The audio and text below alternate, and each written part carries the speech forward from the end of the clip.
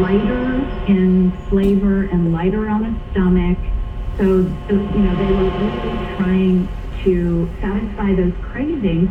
We did some one-on-one video interviews, and I remember distinctly this woman talking about how, I used to crave chips, and now I crave cucumbers and carrots, and she said the flavor of a crisp cucumber is just so tantalizing, and I'm thinking to myself, wow, tantalizing cucumber. I mean, that is a significant change in cravings and the resulting caloric intake. So it does seem to be doing something akin to teaching people how to eat healthy, which is crazy that a drug can do this, but that seems to be the case with a lot of people. It's pretty incredible, but it also has an interesting implication, because I think sort of one cynical expectation is that, okay, people don't want to eat salty chips as much anymore, so then the food industry is going to respond by, oh, well, we're just going to put even more salt in the chips, and it will make it even more tantalizing, and it'll make it even harder for people to resist. But it sounds like, from your research, that will just make the end products even more repellent to people. I think you're absolutely right. Yes. We heard people really, really just turning their nose up at certain foods that they used to love. And it's really odd, but I do think that's what would happen. So, a lot of them were cutting from their diet in the neighborhood of 1,000 calories a day. Wow.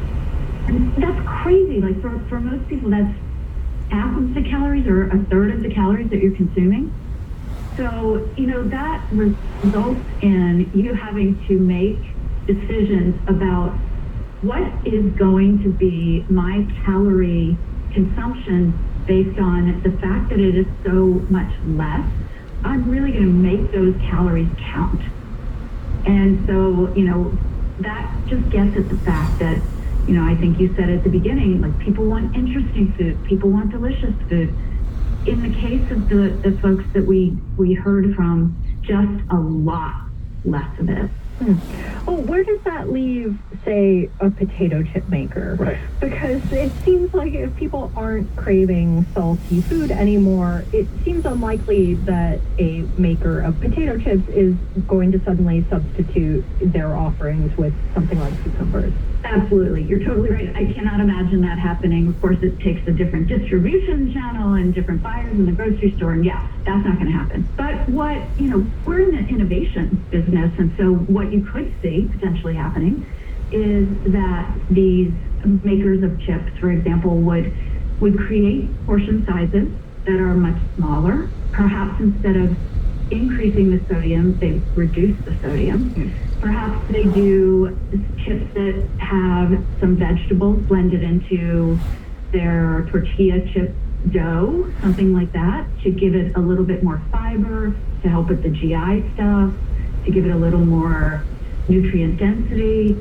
So, this could be an opportunity for the food and beverage industry to really reset things and reset expectations.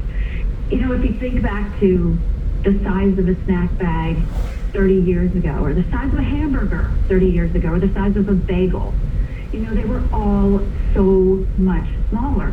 So this is an opportunity for us to go back to those sizes as expectations and really help the entire country eat better. I don't know if that's going to happen. Maybe it's a little pie in the sky, but these are the kinds of things we were trying to educate the industry about, because there are some new opportunities. What you mentioned coming up with some new food concepts or flavor concepts and actually serving them to your non-AI panelists. What are you cooking up there, and what resonated with people? Okay, well, I have 22 products that we came up with and tested. Not all of them scored well.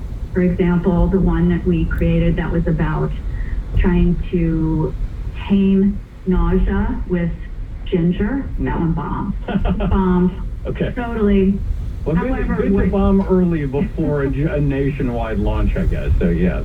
Yes, that is so true. That's why we do these kinds of things. Yeah, so essentially what we were doing is writing these concepts for the AOM user. So one of the top scoring, well, I'll give you two or three of the top scoring ideas. So one of them was a brownie cube. So this idea was a ready-to-eat brownie. It's about the size of a nickel, but in cube shape, and it's baked with extra protein added. It's got a little bit of fiber in it from the cocoa.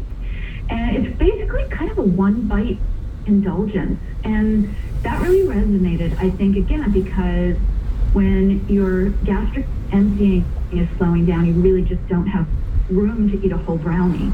I suppose a nickel-sized or bite-sized brownie kind of preserves customer choice in some ways. So if you're on an AOM of some sort and you're not that hungry, you can have one bite of the brownie. But if you are not on AOMs and you are very hungry, you'll probably just eat like a bag full of them, right? Well, yes, and you know what? That brings up a really important point, which was that all the things that rose to the top of our test were things that the whole family could enjoy. And that was an important criteria for the mostly women on these, because they didn't want to buy things and bring them into the household that was just for them, that their kids wouldn't eat, their husband wouldn't eat, their partners wouldn't eat. So we saw other things like these chicken strips that are grilled chicken breasts that are cut into strips and then individually wrapped. And so you can imagine, you're trying to get your protein, but you don't want to eat a whole chicken breast because that's just way too much. So that was our number 2 scoring concept.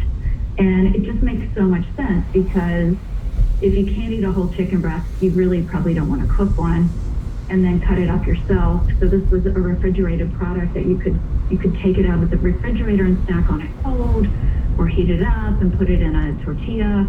So things like that, those represent some different format options, different packaging options, portion sizes. And then, we have a whole other list of stuff that seem to resonate, some more than others. You mentioned that the ginger-infused food sort of bombed. Were there any breakthroughs in terms of flavors or somehow recreating the sensation of a cucumber or a carrot, where the breakthrough is not in the shape or distribution of an existing thing, but in like some brand new type of flavor that really works on the Ozempic user, the AOM user? Yeah, we tested a protein beverage. So this was a line of clear beverages with protein added. And that's a highly technical, very difficult challenge. That sounds tough. Yeah, that one is a high degree of difficulty. Let's just say that. But we tested this line of 3, and I think one of our flavors was cucumber lime, and that actually resonated pretty well. The idea being that if you think about protein drinks on the market, they're usually chocolate, strawberry, really thick. They're very satiating.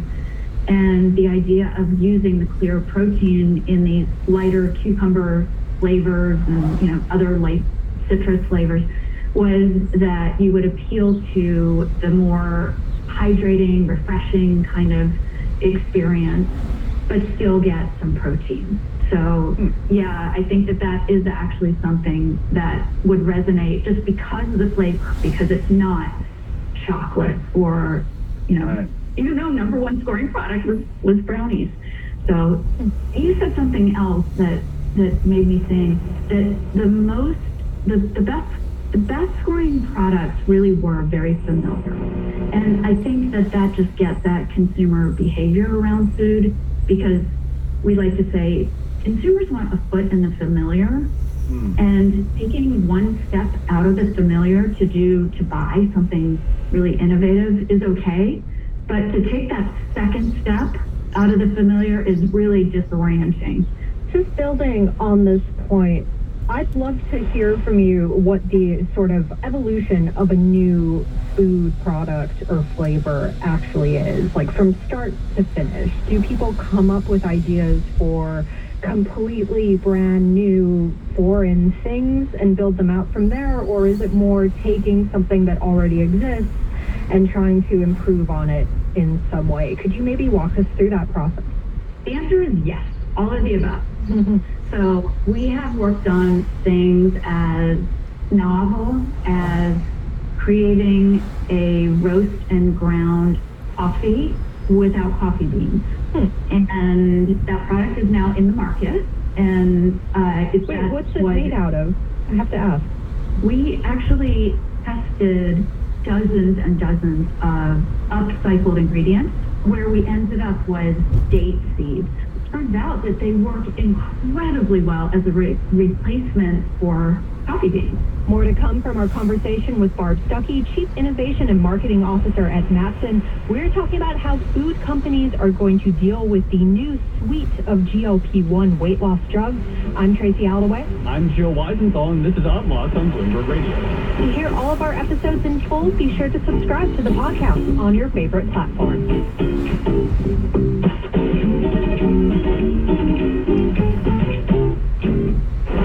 World markets, headlines, and breaking news 24 hours a day at Bloomberg.com and the Bloomberg Business app. This is Bloomberg 1130. Now, a global news update. President Biden is taking executive action to provide a pathway to citizenship to some 500,000 undocumented spouses of U.S. citizens.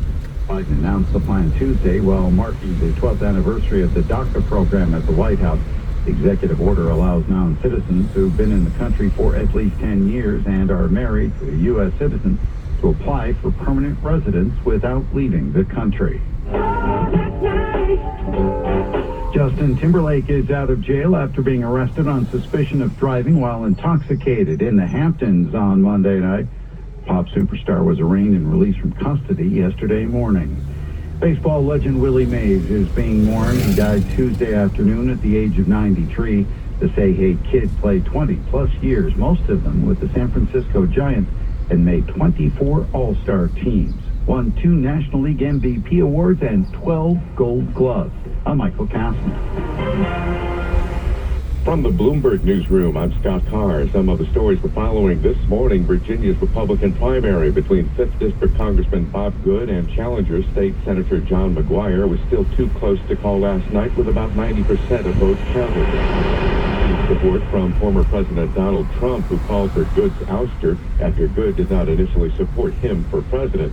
Good is chairman of the Conservative Freedom Caucus in the House and enjoys the support of many other Republican lawmakers. The Virginia race has drawn more than $10 million in spending by groups outside the official campaigns, the second highest of all House primaries this election cycle. In other primaries Tuesday, 11-term Oklahoma Congressman Tom Cole won a 5-way Republican primary outright, avoiding an August runoff. In Georgia's 2nd Congressional District, former U.S. Education Department official Wayne Johnson has beaten convicted January 6th offender Chuck Hand in a runoff for the Republican nomination. While Democrats chose their candidate to face off against Republican Marjorie Taylor Greene in the general election, retired Army General and rancher Sean Harris beat out Clarence Blaylock, a former Atlanta City Council candidate. AI chip maker NVIDIA has once again leapfrogged over Microsoft and Apple to become the world's most valuable company. Shares in NVIDIA rose by 3.5% Tuesday, putting its market value at about $3.33 trillion.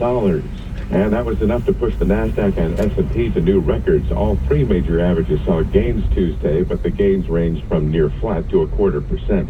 The FTSE in London is running flat to higher by 2 to 3/10. The CAC in Paris and DAX in Germany have been lower by around 2 to 4/10. The Hang Seng in Hong Kong closed higher by 2.8%. The Nikkei in Japan closed higher by 0.2 or 88 points. In other news, Cargill is planning an expansion into Atlanta. Bloomberg's Charlie Pellet's been following that. Scott, the world's biggest crop trader, joins a wave of companies seeking to take advantage of the southern city's growing tech talent. The company's digital technology and data group will be the primary occupant of the new facility, which is scheduled to open in the fall. Cargill says we'll hire about 400 workers in data engineering, artificial intelligence, and other high-tech fields over the next few years to work in the office. Scott? Thanks, Charlie. Global news 24 hours a day and whenever you want it with Bloomberg News Now. I'm Scott Carr, and this is Bloomberg. Now, your 3-day weather forecast on Bloomberg 1130. Partly to mostly sunny skies today, hot and humid, high near 90. Clear to partly cloudy tonight, will only drop to 70 to 75. Mix of sun and clouds Thursday, high 90 to 95. Partly cloudy Thursday night, low only dropping to 75. Increasing clouds during the day Friday with some showers and thunderstorms in the afternoon, high near 90.